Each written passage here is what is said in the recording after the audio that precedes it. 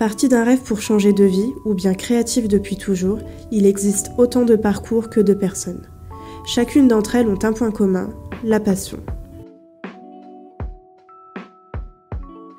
Aujourd'hui, on fait un focus sur la formation décoration d'intérieur. Une formation 100% à distance que nous présente Laurelaine, référente pédagogique à l'EDA.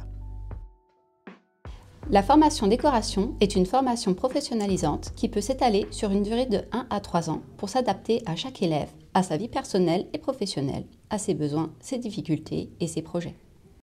Qui peut faire la formation décoration d'intérieur à l'EDA ? Il n'y a pas de prérequis, mais nous conseillons aux futurs élèves intéressés d'être à l'aise avec l'utilisation de l'outil informatique.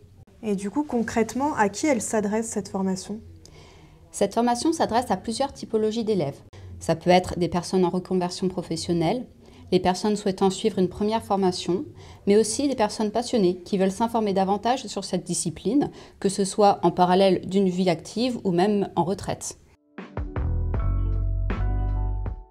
Et est-ce que tu peux nous expliquer un peu comment elle se déroule cette formation ? Alors la formation se découpe en 4 grandes phases. La première phase consiste à découvrir les bases du processus créatif, apprendre le croquis, la perspective, mais aussi apprendre à utiliser la couleur, l'accorder selon les projets. Ensuite vient la seconde phase, c'est celle de l'approfondissement. C'est au cours de cette phase que les élèves apprennent à organiser les espaces afin de les rendre fonctionnels, d'optimiser au maximum les mètres carrés d'un lieu, de l'adapter à la demande de leurs clients. On retrouve également un cours pointu sur le dessin technique, élaboré par des professionnels de l'architecture d'intérieur. La troisième phase de la formation, aussi appelée phase de perfectionnement, permet aux élèves d'approfondir la partie technique avec l'apprentissage de notions de bâti, de plomberie, d'électricité, mais aussi de l'éclairage, l'ergonomie, les normes et réglementations. Enfin, les élèves arrivent à la 4e et dernière phase de la formation. C'est la phase de professionnalisation. Au cours de cette phase, ils ont pour grande mission d'élaborer leur book et leurs autres documents de communication. Au-delà des cours, le gros de l'apprentissage se fait au travers de devoirs et de projets professionnels fictifs. Ils permettent de mettre en application les notions apprises et de développer sa patte, son style. Ces devoirs permettent de s'entraîner en mettant les élèves en condition de professionnels face à une demande client, avec les mêmes étapes de projet que dans la réalité. Chaque devoir est corrigé par des professionnels de la décoration, de l'architecture et du design en activité. La formation à distance a l'avantage de laisser chacun s'organiser comme il le veut. C'est donc un format qui est idéal pour les personnes en activité et celles qui aiment l'indépendance, le travail en autonomie. Donc tu parles d'autonomie, mais est-ce que l'école propose un suivi pédagogique ou un accompagnement pour les élèves ? En effet, nous sommes une équipe de plusieurs référents pédagogiques qui accompagnent les élèves au quotidien selon leurs demandes. En complément de ces services, les élèves qui le souhaitent peuvent demander un suivi avec un membre de l'équipe pédagogique. Ensemble, ils fixeront des rendez-vous à intervalles réguliers. Chacun de ces rendez-vous sera adapté aux besoins et aux demandes de l'élève. Ce sera aussi le moment de fixer des objectifs afin de l'aider à avancer plus vite ou d'approfondir certains sujets. Au cours de leur parcours, les élèves ont la possibilité de prendre en main tous les outils professionnels. Un autre point qui a son importance, les élèves ont la possibilité, pendant leur parcours, de réaliser un ou plusieurs stages dont la durée peut varier en fonction de leurs opportunités. Et la formation, comment elle se clôture ? Comme toute formation ou étude dans le secteur de l'art, la formation se clôture par l'élaboration d'un book. Ce book fait partie intégrante des devoirs de nos élèves et nous leur proposons de les suivre, de les aiguiller sur sa conception, car c'est sans doute le devoir le plus important qu'ils auront à faire dans ce cursus.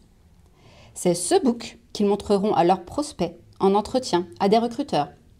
C'est ce seul document qui témoignera à la fois de leur style, mais aussi de leur connaissance du métier, des points techniques, de leur culture artistique, de la qualité de leur travail.